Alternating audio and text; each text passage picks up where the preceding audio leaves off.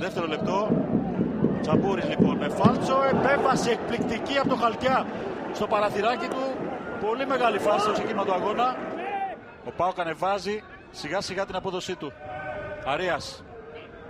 Κολομβιανός και αυτός κάνει shoot out στο 19.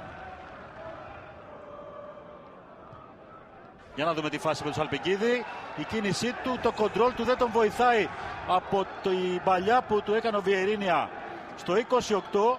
Λεωνάρντο παίρνει από το Βιερίνια. Ωραία πάσα για το Φωτάκι. Περνάει μπάλα και για τον Σαλπικίδη. Out στο 29.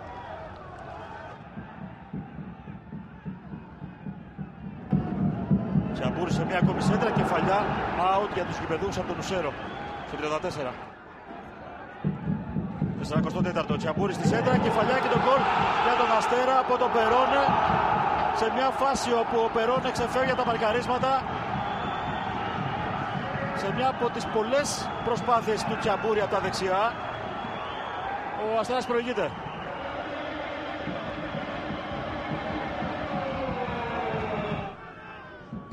Χούλη με τον Τσιρίλο. Σέντρα εκεί που περιμένει ο Περόνε, κάνει το σουτ. Στην άλλη πλευρά αφήνει ο Μαλεζάς με πολύ ρίσκο για τον Χαλκιά. Σνάουτσερ υπό την προβολή του Περόνε. Ρισκάρει εκεί ο Μαλεζάς. Μπαίνει στη φάση ο Περόνε με τα πόδια. Ο Χαλκιάς, ο Αστέρας εδώ κλέβει μπάλα από το ΠΑΟΚ και αστοχεί στη συνέχεια ο Ρούμπεν Ράγιος στο 51.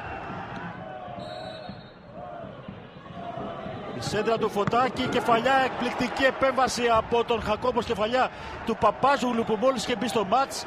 Μεγάλη φάση για τον ΠΑΟΚ που βρέθηκε κοντά στο 1-1 με τη μία από τις δύο αλλαγές του Μπόλωνη. Εντυπωσιακή.